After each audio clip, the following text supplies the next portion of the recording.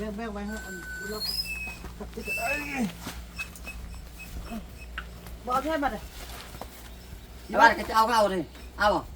เอาโบราณไปขึ้นพูนนะ แม่นๆที่ต้องเลย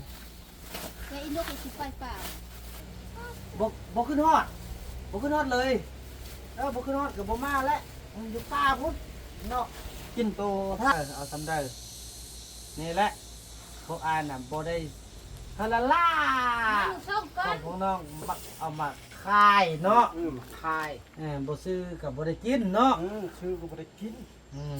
เอาละเอาข้าวกินละอยากกินสิ้นเลยซื้อบ่ซื้อบ่ได้กิน ซื้อมาคั่วกินน้ำกันดี เอาไปรอมึงส่งเอาไว้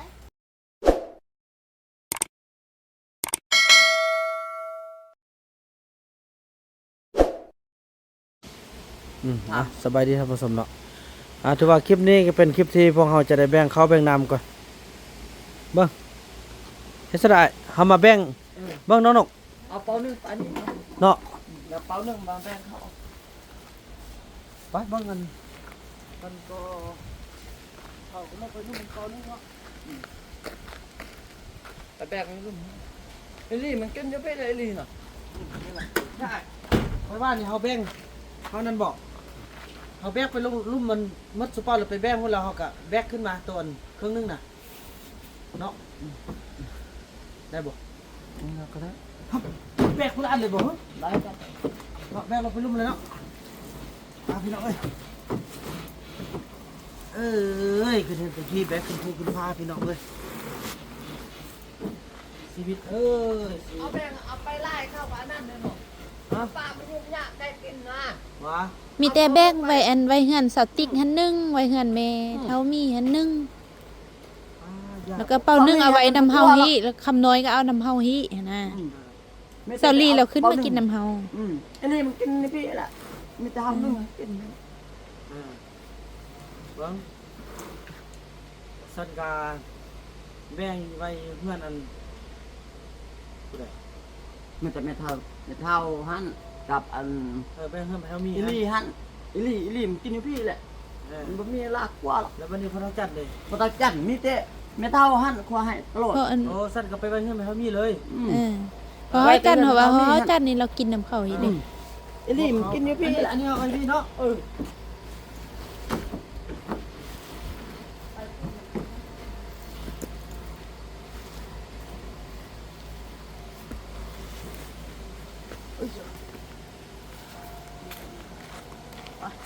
เราไปแบ่งเนี่ยไอ้จะเอาเป้าอันนี้ขึ้นมาเขาเอาเราไปแบ่งกันไปแบ่งไปว่าเนาะเบิ่งไอ้พริกแดงไอ้พริกย่างบอก มืดแล้วบ่ เกาหลีอยู่นี่ฟ้าท่าไอเด้อบนเครื่องท่าเด้อเอานี้เราไปแบ่งเขาคนนี้ก่อน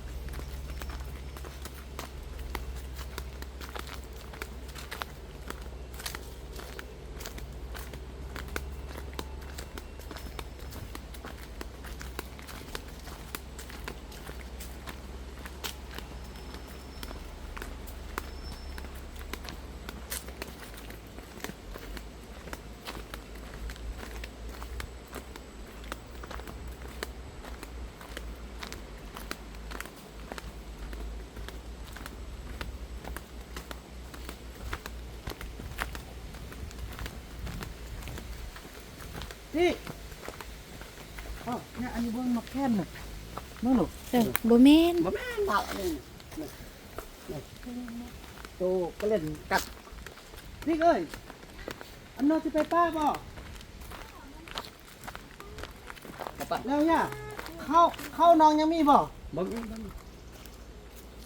บ่มีไปบ่บ่ได้อาจจะให้ไอ้ฟองแบกให้เด้อ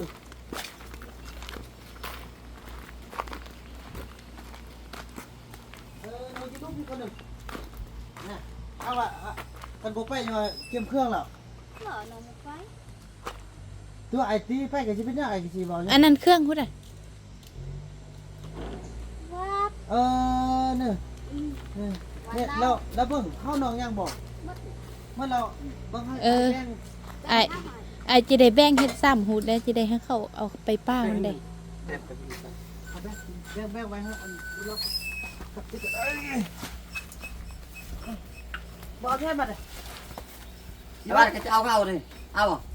เอาบ่ไล่นะไปขึ้นพูนนะ แม่นๆที่ต้องอันนั้น แกอีนกไอ้ขี้ไฟเปล่า ว่าสิไปดอกขี้คร้านขึ้นผู้แล้วเมื่อยย่าบ่น่าจะไปซอกผู้โยนห้วยเมียงก็บอก เอาไปแกลูกนี่ ดีเลยไปโอเค บ่ไปแล้วเนาะ นั่นแหละ เอ้ยนกว่าจะไปเด้ มือหน้าบัดสติ๊กอยากไปกันจังไปนำสติ๊กอ่ะมือหน้าสิไปละส่วนเด้อ อาเพชรตุ๊บหน่อยแล้วก็ซอกผู้มากินนะ มือหน้ากันอยากไปละส่วนเอ้ยนกเด้อ เป็นปลาปล้อมมันก็เริ่มต้องเนอะปลาปล้อมเนอะปลาปล้อมโอ้โจ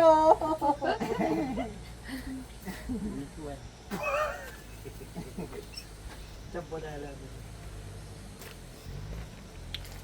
นั่นมีแต่ป่าเลยนะ ว่าไอ้โยงนี่คันเฮ็ด YouTube คือสิง่ายเนาะมันมักไปป่าสิคันอันนั้นเด้อคันลุกไปคันลุกขึ้นฮอดแมรี่ขึ้นฮอดพอน้ำแล้วก็มาเด้อบ่ขึ้นฮอดเลยบ่ขึ้นฮอดก็บ่มาแล้วมันอยู่ป่าพุ่นเนาะกินโตทากกินตัวทากกินตัวยุ่งเอาถ้วยให้พ่อเลย โอ้ยบ่มีใครเบิ่ง น้องไปเลยล่ามมาเลย อวยกะยาบ่งามกะยาสันอยู่ป่าสัน เขาว่าห้วยอ้วยตัวเอง อวยกะยาบ่งามกะยาเนี่ย นี่เอาบัวกว่า บวยเปียก ที่พ่อกอดวันนึงได้มาก่อนสิไปป่ามันก็เดี๋ยวว่า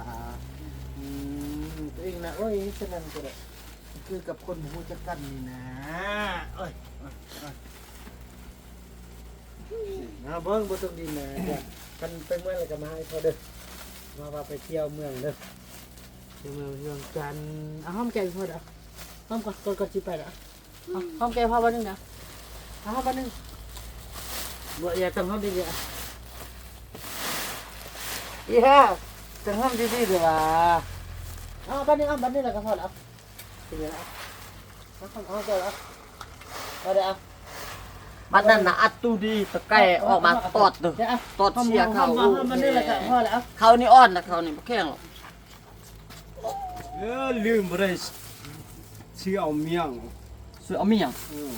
อ่า เอาเมียง เอาอีกว่าจะซื้อเมี่ยงให้เราห้ามแก็บอ่ะบันนึงอ่ะห้ามแก็บบันนึงเลยเขาแข็ง โอ้อ่อน โอ้จกตา มันลูกกูหรอกลูกกูบอกอะไรคนมันเอาใส่หรอกเนาะ อันนี้เป็นปลามันก็ อันนี้เบิ่งไอ้วัดจะเอาซ้ำไหน เอาเปล่ามันซะมัน เอาเป้ามาซะเอาทุ่งมาซะแม่ต้องใส่ อันนี้เอาเปล่าอันนี้นะมัน อันนี้ไม่มีเนาะ เขามีก็บ่ มันนั่นมันเอาทุ่งดิทุ่งไอ้วัดเอามาซะมั้ยใส่เป้าเหมือนกันนักที่มันไล่คนเนาะโชคดีเด้อลาเด้อชีวิตชีวิต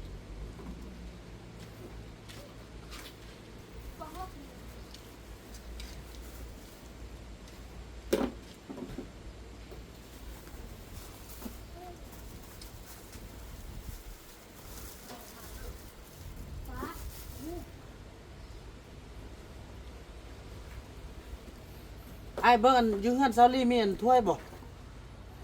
ตักหยังถ้าเขามาตักเอาตักสำเร็จเขาเอา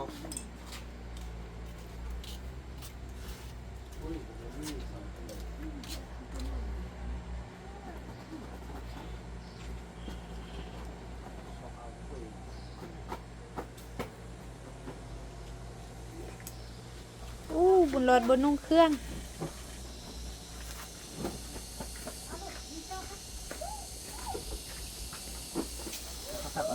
ตักเอาเลยจะเอาสำเร็จเลยตักเอา ติ๊กเอ้ยเอาบุญหลอดออกได้ติ๊ก แล้วลูกไปนุ่งเครื่องนุ่งส่งตักเอาเด้อทำได้เอาทำได้นี่แหละพวกอานน่ะบ่ได้ฮาลาล่า ส่งก่อ ขอน งพวกน้องมักเอามาขายเนาะ มาคาย บ่ซื้อกับบ่ได้กินเนาะ ชื่อก็บ่ได้กิน อืม เอาละเอาข้าวไปกินละอยากกินชิ้นได้ซื้อ อืม บ่ซื้อบ่ได้กิน ซื้อมาคั่วกินน้ำกันอีก เอาบุญรอดมึงส่งอ่ะไว้ เมื่อยคักพี่น้องเอ้ยเราเบิ่งเราไปแบบว่าสิไปตามบ่ยงก็คือเก่าพี่น้องนักอยู่สำนี้ก็ยังบ่อันนั้นไปก็เสียลาเสียเมื่อยซิแหละแล้วบ่มาดอกเอาตามวิถีชีวิตเขาซะพี่น้องเอ้ยเนาะเดินเข้ามาเทื่อนึงมาเยี่ยมก็ดีแล้วเด้อลูกยงเด้อมันยังแล้วก็มาเล่นให้พ่อได้เด้อขึ้นฮอดก็เด้อเดินๆมาขึ้นมาให้พ่อได้เด้อ อาทิตย์นะ อันนั้นเด้ไปนุ่งส่งแม่อีเมอาทิตย์นะฮู้น่ะนั่นเนาะ เอาซ้ำนั้น ทำนั้นไปบ่ไล่ทำนัก เอาสำนันเอา ถึงผู้บ่รอด คุณพูดตัวนั้น เฮ้ยบันนุ่งส่งให้บุญเรือนละนั่นล่ะบ่อายุนะลูกบ่เปอันนั้นเด้อน้อยไปวับน้อยนางจอมไปบ่ง เอาลูก จอมจอมมาฮิลูก มันขึ้นมันเปลือกเที่ยวมันเป็นนั้น มื้อคืนไปเที่ยวซะไปเที่ยวซะ จะโลไปมาๆขึ้นนี่เรา จะให้อีลูกตื่นน่ะ ลูกสาวกินข้าวแล้ว อันลูกสาวบ่ไปป้านำปฏิไปบ่ บ่ไปแล้ว ไปเนาะอยู่นำกันม่วนดิ เดี๋ยวติ๊กก็บ่ได้ไปดอก เอ้ย เนาะ ติ๊กก็บ่ไป ไปมันทุกมีตัวยุ่ง มันยุ่งหลายนั่นเนาะไปป้าน่ะ อืมบ่ไป เขาก็ แล้ว เริ่มยาวแล้วดิ คือวันเยอะเลยเขาตัว ผู้สังเกตการณ์ มันยุ่งก็มาซ้ำดูมาเลย ผู้สังเกตการณ์นี่ มันเอากระแจเสื่องไว้เรา เคยเจอรู้จักนะ 3 4เครื่องมาบะฮักแม่ฮักเฮา บ่ว่าเจ้าน่ะฮักว่าเจ้าน่ะฮักอัน เจอเสื่อง เมื่อเราเบิ่งบัดนี้แม่เฒ่ามีเนี่ยเอาไปแล้วเนาะติ๊กอันนี้เอาไว้ซักเขานี่เอาไว้นั่นน่ะเอาไว้น่ะ ที่คันเบานุ่นมาล่ะเอาตักตัวนี้ให้เบานุ่นนั่น แบ่งกันเนาะปลาดดลายแล้วมัน ตู้เนี่ยต้องอัดดีๆตัวไก่เข้ามาตอดมัดเนี่ยเบิ่งเขาอันนี้ละลายไปลายไก่ตอดเสมอ จอมเนี่ยไอ้จอมแกะ ไก่ตอดเสมอเลย ลูกเขาลุง แพงไอ้ก่อน ไปเอาเข้าไปนั่ อัน นเล นี้ ย มันกุมเดือนหนึงมันต้องกินหลายจนทัน ยกเข้าไปเลยอะ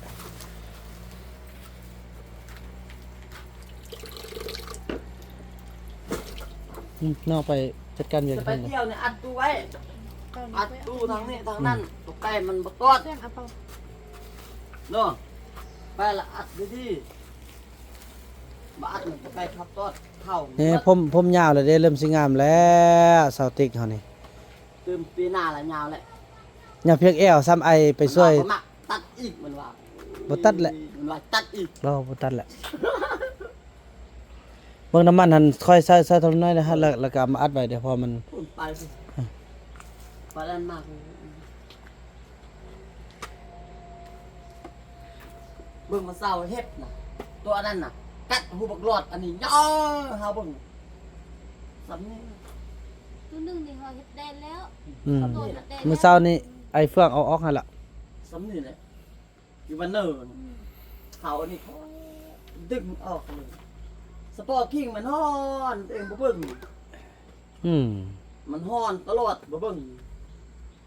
เบิ่งทางนี้เบิ่งทางนี้เบิ่งทางนี้เขากัดมันเลิก นี่มันอยู่นี่อยู่บ้านนี้อยู่บ้านนี้ อันนี้ตำนองนี่เขาเฮ็ดได้หมด เงาเนาะเขาเรียกเบิ่งอ้าวมันยังดำ มี เบิ่ง ตัวเฮ็ดเนี่ย แต่ตัวลิ้นแมวลิ้นตัวแมวมีก็ไอ้จ้อมันบดีบดีมันกัดแจะนอนกอดตลอดตัวแมวนะ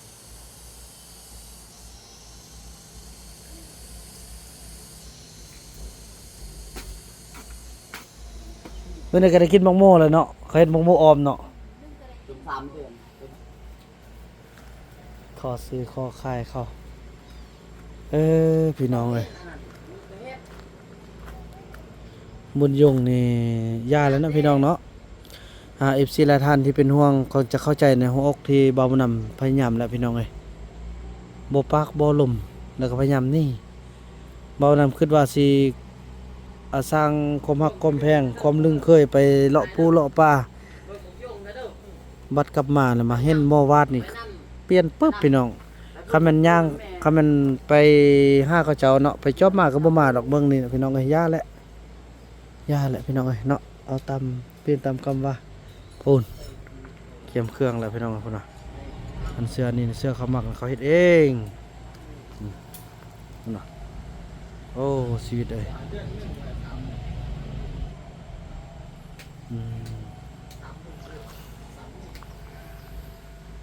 เขาแล้วนะพี่น้องเนาะเจ้าสั้นเลยพี่น้องคลิปนี้บ่าวมานำขออนุญาตจบคลิปกันเพียงสำนี้ก่อนเอาให้ดีที่สุดละเนาะเรื่องราวที่มันเกิดขึ้นอย่างกะยามันพี่น้องเนาะคลิปนี้บ่าวมานำขออนุญาตกล่าวคำว่าสบายดี